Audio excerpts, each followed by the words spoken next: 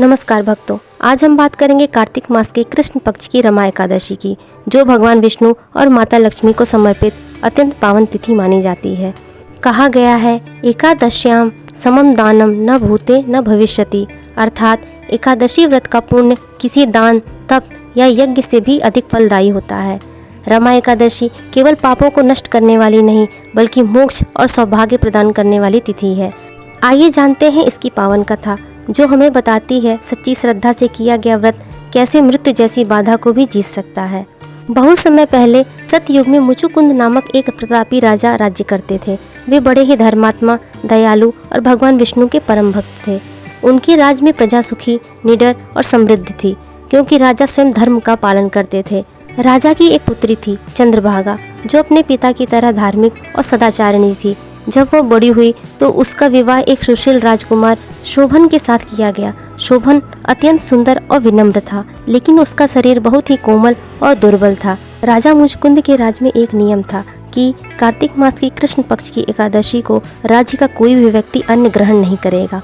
उस दिन सभी लोग उपवास, भजन और प्रभु स्मरण में लीन रहते थे। जब वह पावन रमा एकादशी आई तो चंद्रभागा ने अपने पति से कहा, प्रिय, आज मेरे पिता के राज में एकादशी व्रत का दिन है। यह व्रत अत्यंत कठिन है, बिना अन्न और जल के बिताना होगा। मुझे भय है कि आपका शरीर यह तप सहन नहीं कर पाएगा। शोभन मुस्कुराया और बोला, प्रिय, यदि यह व्रत भगवान विष्णु को प्रिय है तो मैं भी इसे करूँगा। यदि मेरे जीवन का अंत इसी से हो जाए तो इससे बड़ा सौभाग्य क्या होगा। चंद्रभागा ने अपने पति की भावना देखकर कुछ भी नहीं कहा और मौन हो गई। अगले दिन दोनों ने स्नान किया, भगवान विष्णु की पूजा की और व्रत का संकल्प लिया। दिन भर वे भक्ति में लीन रहे, नाम जप, कथा और कीर्तन भी किया।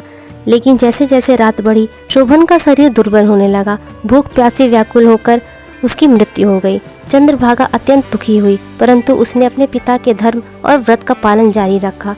वह भक्ति में अडिग रही। भगवान विष्णु अपने भक्तों की भावना देख रहे थे।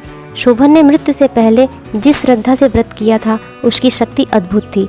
फलस्वरूप मृत्यु के बाद शोभन मंदरांचल पर्वत पर दिव्य वैभवशाली राज्य में प्रकट हुआ। वहाँ सोने के महल, चांदी के द्वार और रत्नों से जड़े आसन थे। एक दिन ऋषि नारद उस पर्वत से गुजरे और उन्होंने शोभन को देखा। उन्होंने पूछा, राजकुमार, तुम्हें यह वैभव कैसे प्राप्त हुआ? शोभन ने कहा, हे मुनिवर, यह सब रमा एकादशी व्रत का ही फल है, लेकिन यह राज स्थायी नहीं है, क्योंकि मैंने यह व्रत पूर्ण श्रद्धा से नहीं की, बल्कि थोड़ा भयवश किया था। नारद मुनि यह संदेश लेकर चंद्रभागा के पास पहुँचे और सब बताया। चंद्रभागा ने मन ही मन भगवान विष्णु से प्रार्थना की और रमा एकादशी का पुनः व्रत किया। उसकी तपस्या और भक्ति से शोभन का राज स्थायी हो गया। अंततः दोनों पुनः मिले और दिव्य रूप से विष्णु लोक को प्राप्त हुए।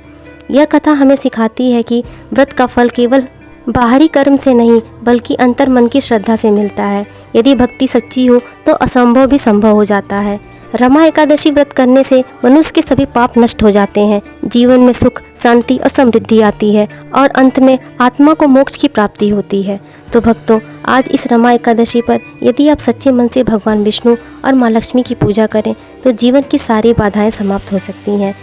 इस दिन उपवास करें, दान करें, भजन गाएं और रात में दीपक जलाकर प्रभु का स्मरण करें। सच्चे मन से किया गया व्रत केवल शरीर को नहीं, बल्कि आत्मा को भी पवित्र कर देता है।